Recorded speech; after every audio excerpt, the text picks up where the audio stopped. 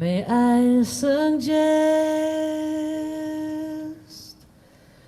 may I suggest to you, may I suggest this is the best part of your life. May I suggest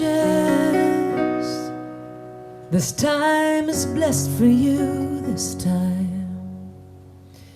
is blessed and shining almost blinding bright. Just turn your head and you'll begin to see the thousand reasons that were just beyond your sight.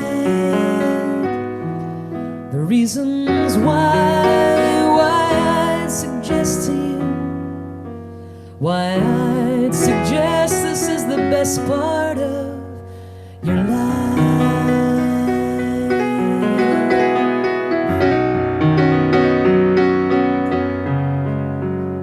There is a world that's been addressed to you, intended only for your eyes. It's a sacred word, like a treasure chest to you, of private scenes and brilliant dreams that mesmerize. A tender lover's smile, a tiny baby's hands, the million stars that fill the turning sky at night. And I suggest, yes, I suggest to you, yes, I suggest this is the best part of your life.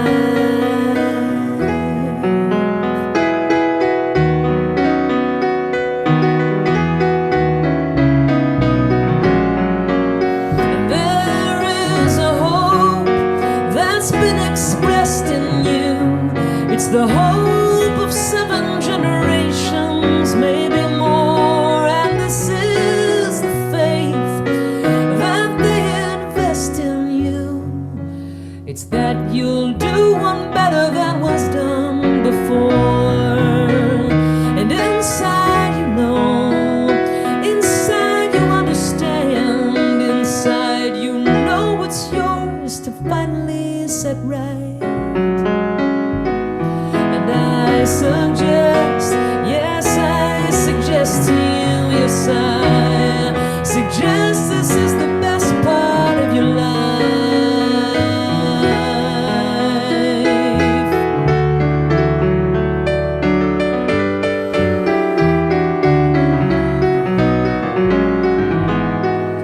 This is a song that comes from the west to you, comes from the west, comes from the slowly setting sun. This is a song with a request of you to see how very short these endless days will run. And when they're gone, when the dark descends, oh, we'd give anything for one more hour of light.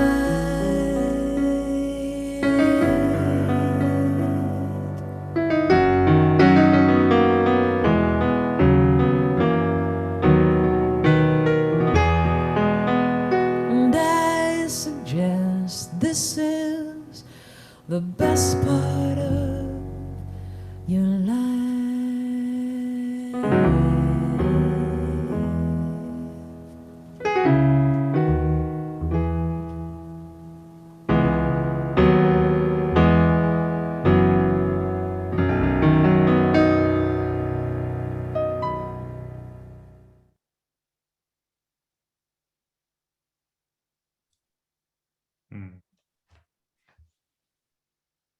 Thanks, Susan Werner, for that song.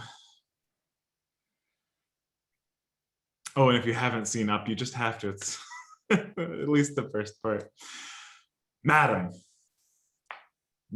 all stories, if continued far enough, end in death. All stories, if continued far enough, end in death, and he is no true storyteller who would keep that from you. That's Ernest Hemingway from Death in the Afternoon. All stories end in death if you tell the truth. But I'm actually convinced that death, that's not the hard part. Death has always seemed to me in the very end as a release.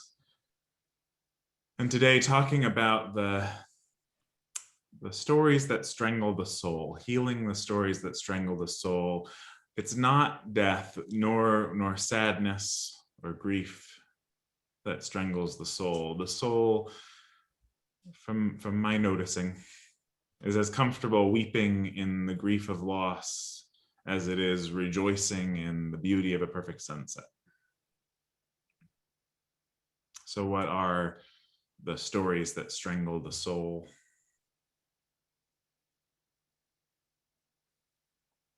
You I'm sure know your own better than I could name. Some of them I think sound like this: I'm not enough, I'm too much, I'm unlovable, I'm broken, I don't belong, or I'm a burden. I'll never be able to, or I should be different or better or happier or healthier. My value comes from my achievements. No one will really understand me. I can never feel safe. Do you know these stories? The feeling of a story constricting your soul?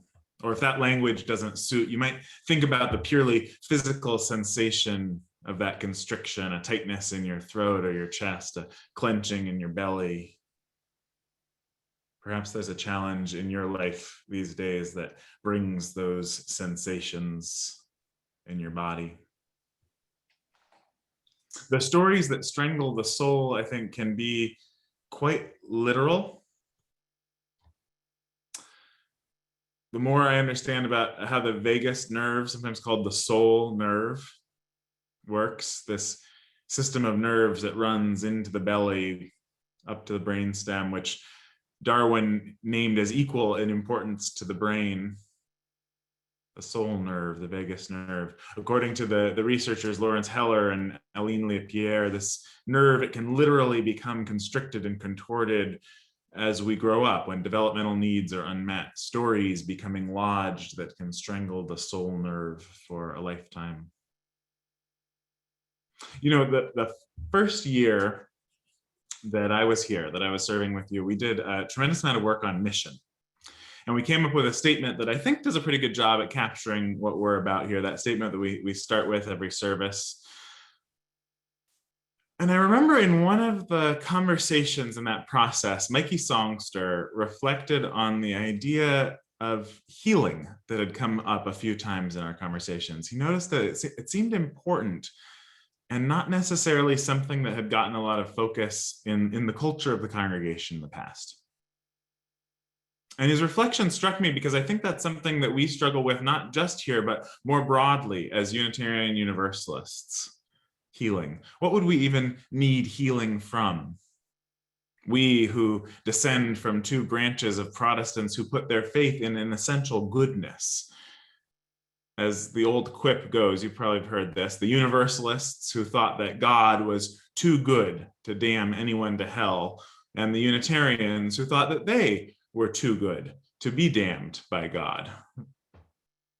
So we have a hard time, I think, talking about what we need or what we would need to be healed from. And yet, how can we deny the wounding in our world? How can we deny the wounding? Our culture, our families, our lives, life does not exist free of wounding. All stories end in death if you tell the truth, yes, and all stories begin with bloodshed and tears. The bloodshed and tears of birth, if nothing else, if you tell the truth. All stories contain suffering and struggle, and every good story also involves healing and hope. And I think it's because of that one of the essential religious narratives, seen in all sorts of places. The central religious narrative goes like this: I've been through hell, but I was not damned there for eternity. I've known hell, and I'm here to share there is a way through, even in the depths of suffering. I've known hell, and yet I'm here to say life is indeed a blessing. This is a story that each of us is capable of telling. It's a story born of a journey of healing. Joan Borisenko, the author and counselor, says we cannot wish old feelings away, nor do we do spiritual exercises that will be capable of overcoming them until we have woven a healing story that transforms our previous life's experience and gives meaning to whatever pain we have endured. We can't wish old feelings away nor do spiritual exercises for overcoming them until we've woven a healing story that transforms and gives meaning to whatever pain we've endured.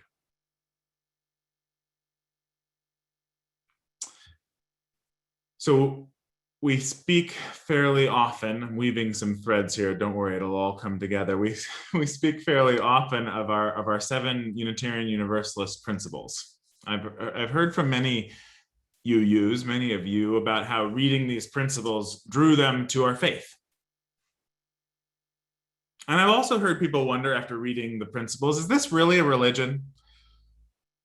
You certainly don't have to be a Unitarian Universalist to affirm and promote inherent worth and dignity of all people. Justice, equity, and compassion, or a free and responsible search for truth and meaning, the democratic process, the goal of world community, the interdependent web of all existence. You don't have to be a UU to promote those things. You don't have to be religious. But there's a second half of that document that's known as the sources, the 6 sources. We talk about it less. The 6 sources that point to the diversity of sources such as science and poetry and scripture and the natural world itself, the sources of wisdom that we draw upon to inform our spirituality. And I think that it's actually that half of the document that describes our religiosity. And the first of those 6 sources, the first source is this: direct experience of that transcending mystery and wonder affirmed in all cultures, which moves us to a renewal of the spirit and an openness to the forces which create and uphold life. Direct experience of transcending mystery and wonder. And you know, there's a word for those who affirm people's direct experience of transcending mystery and wonder. It's a word that I know some of you embrace and even adore, and I know some of you, it makes you raise your eyebrows. The word is mystic. To be a mystic is to embrace the mystery and wonder of our own experience, to claim our deepest knowings, even when we cannot find the language to articulate them or can't make rational sense of them, even to ourselves. To lack a rational articulation and yet still claim the validity and import of our own experience. This is to embrace mysticism. Inviting people into this approach to spirituality was the life's work of a German theologian, Dorothy Soleil, who spoke about her work as an effort to democratize mysticism. So if you want to democratize mysticism, strip it of its elitism, reopen the door to the mystic sensibility that's within all of us. In her book, The Silent Cry, Mysticism and Resistance, she writes at one point about reclaiming a mystical childhood awareness. She says, I want to remind us of the buried mysticism of childhood. There are, for many of us, I almost want to say every one of us, moments of heightened experience in childhood in which we are grasped by a remarkable, seemingly unshakable certainty.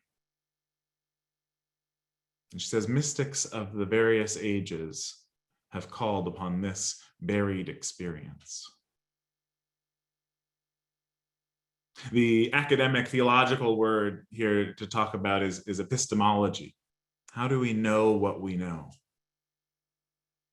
In our highly rational culture, the instinctive knowing of childhood, it's generally dismissed, not given credit or validity for having any depth of meaning.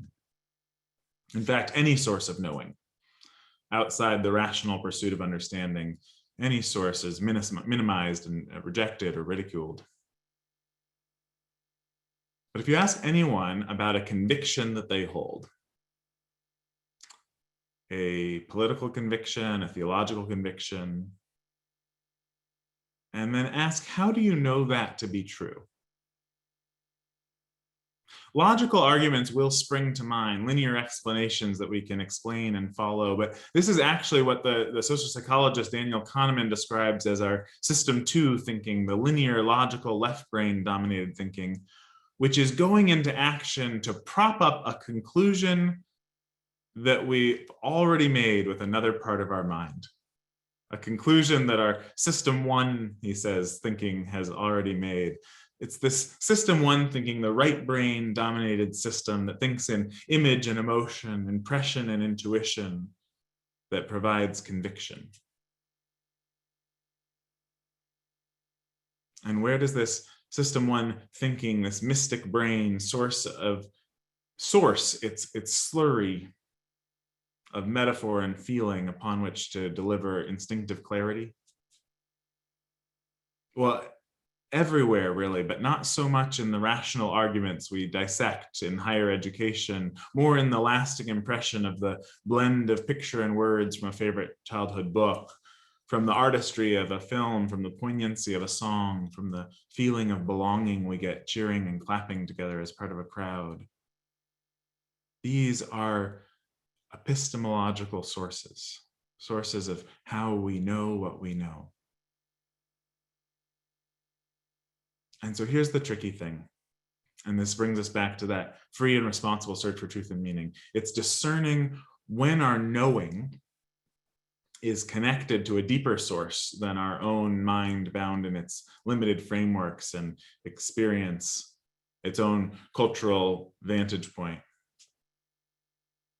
And when our knowing is connected to something else. It's a process of distinguishing our mystic knowing from our deep-seated training and biases and assumptions. Distinguishing mystic knowing from our practically limitless capacity for delusion and self-deception. So I want to share a little bit about my own somewhat extreme example of working through this discernment.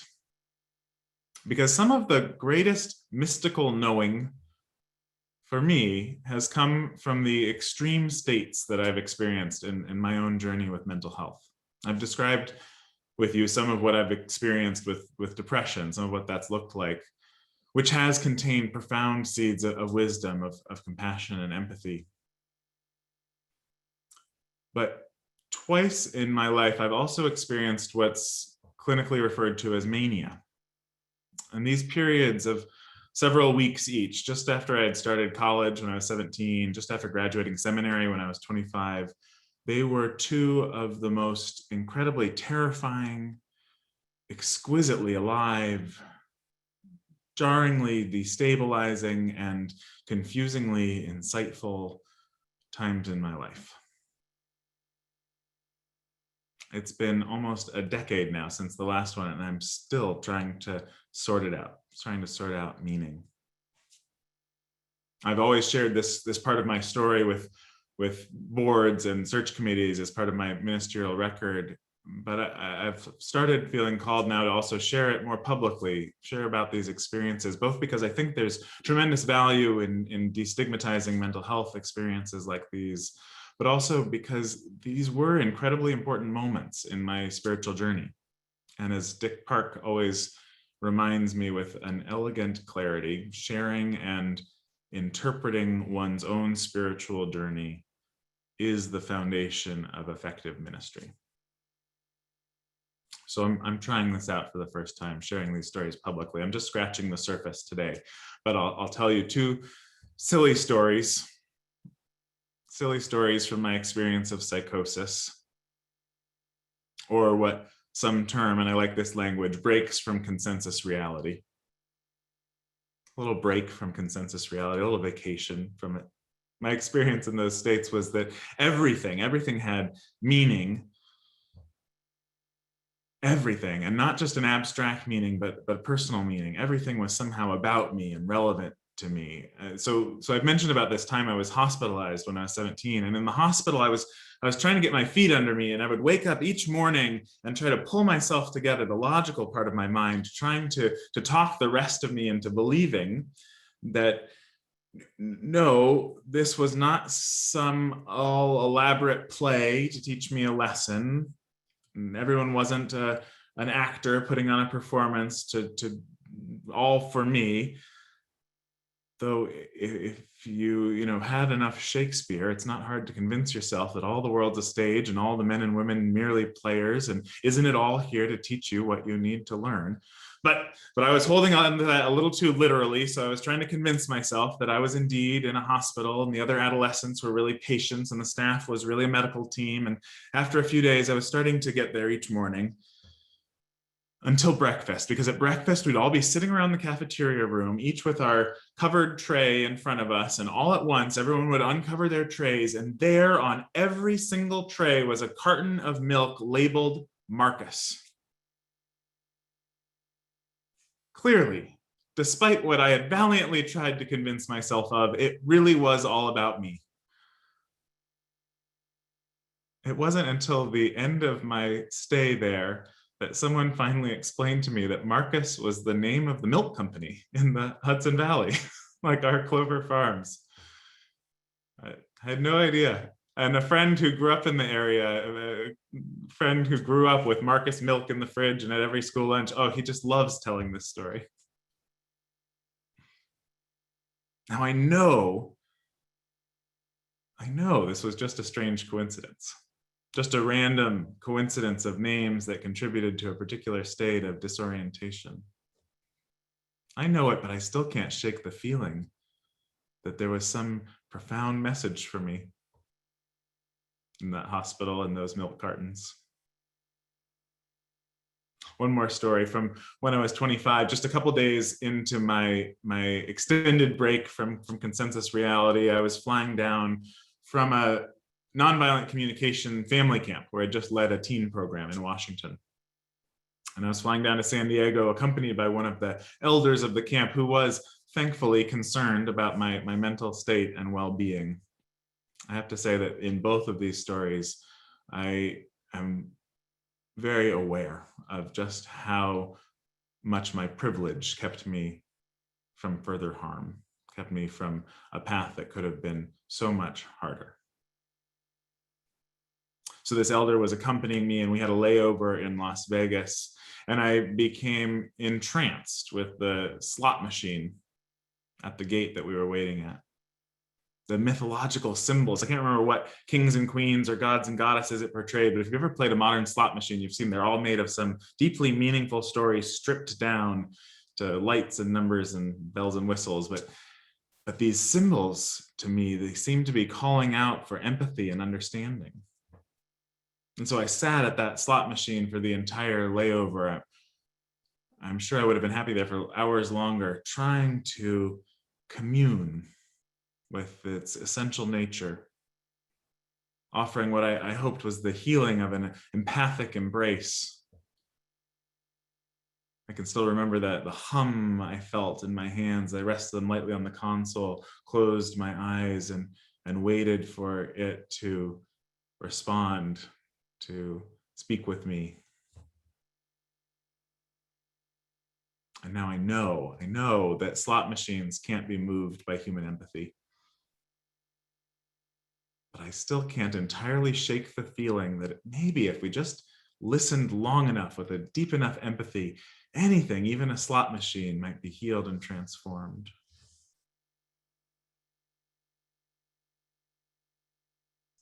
So my discernment continues. I find it helpful to think about the vertical and horizontal dimensions of life, of spirituality in this discernment. That vertical, we've talked about this connection to source, to our deepest selves, to the experience of ultimacy, to our personal relationship with God, or however we name the ground of being. The vertical. And the horizontal, our connection to one another, the profound meaning in our relationships, belonging in community, God spoken through all of us, all our voices together. In my experiences with mania, I felt a profound aliveness in the vertical at the expense of connection in the horizontal. And in sometimes, most of the time, less extreme ways, I think this is a tension that we are all always navigating. Murray Bowen, who developed the field of family systems, named growing through this tension, growing through holding this tension as differentiation, the ability to stay deeply connected to oneself along the horizontal and open to connection with others along the vertical, and open to connection with others along the horizontal without compromising either. Connected to oneself and open to connection with others without losing connection to both dimensions of truth through either fusion or cutoff. So if you can do that, that's differentiation, that's human growth. I think that's what healing the stories that strangle the soul looks like. It's what allows us to be fully alive in both dimensions. For the soul is the part of us that lies at the intersection of the two. And when we allow those stories that constrict it to relax and relent, we find that the soul is always already worthy, wild, and whole. Worthy, wild, and whole. I'm going to talk more about that idea in the next couple of weeks, but the soul, the essential self, the divine spark in every person, our Buddha nature, however you name it, there's something inviolable in every one of us. It can be dampened and constricted. It can be buried deep and hidden from sight. It can be twisted and contorted, but whatever happens, it remains worthy, wild, and whole. The truth is, you are already worthy of love, of joy, of belonging. Whatever story has its grip on you cannot deny the reality that just by being alive, just by existing, you are worthy. It is inherent. The truth is, you are already wild. You arrived in mystery, born of stardust, and your nature is unpredictable and exciting, unique, fierce, and free. The truth is, you are already whole. No wound, no story, no one and nothing can break your essential wholeness.